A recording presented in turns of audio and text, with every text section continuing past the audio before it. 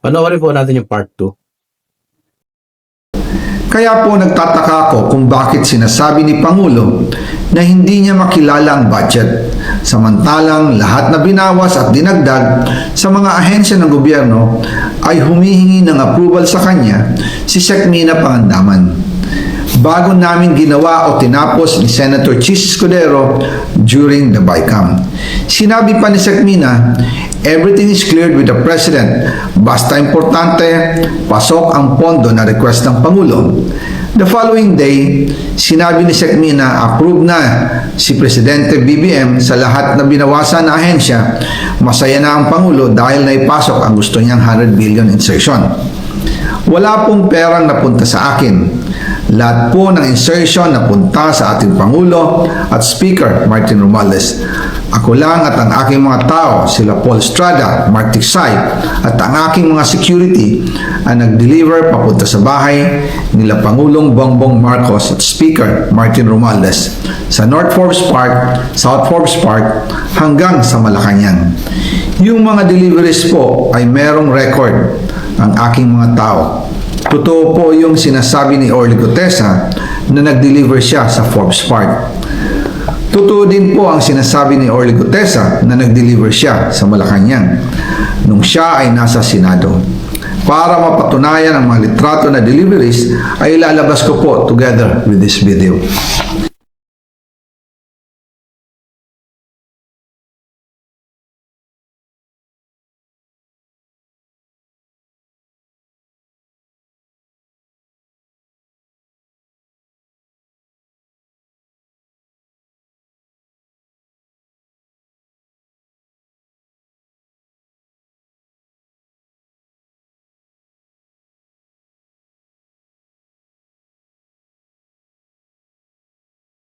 After po ng approval ng budget sa General Appropriations Act of 2025, nagtanong po ako sa DPWH kung magkano ang kailangan na ibigay sa Office of the President o ang SOP na bigayan.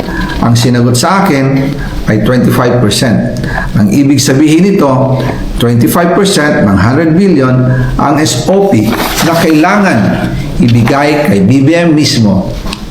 In total, 25 billion ang napunta kay Pangulong Bongbong Marcos.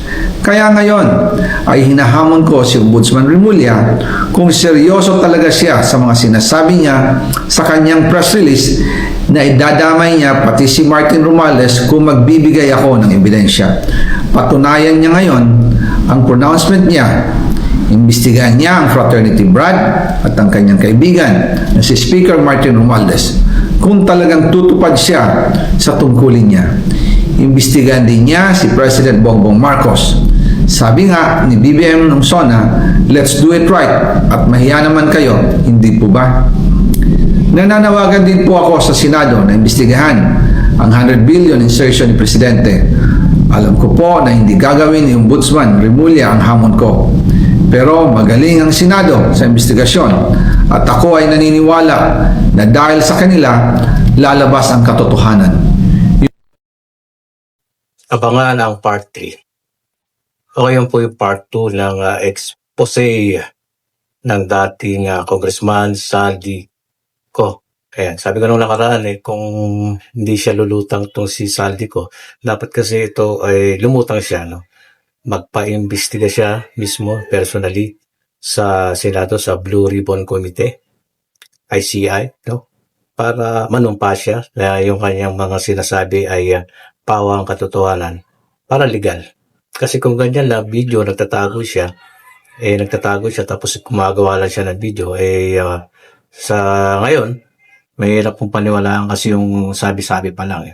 Dapat yan may kaakibat na talagang ebidensya na ipipresent mo sa mag-iimbestiga sa komite. No, wala mangyari kung ganitong video lang. So, mas maigi. Di na sabi ng mga ibang eksperto, walang saysayang kung ganyan lang. Dapat magpa-imbestiga siya.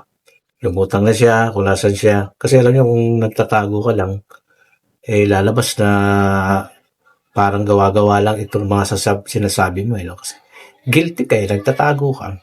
Lalabas na ikaw ang guilty. no? Mahirap ang paniwalaan yan. Di ba? So, dapat mag-under oath siya, manumpa, present lahat ng ebidensya. May mga picture pa pinakita doon na napakaraming maleta. Siyempre, pera yun. Bilyon na pinag-uusapan dito, mga kababayan. Grabe. Ano nila yung ganun karaming pera? Makakain ba nila yun?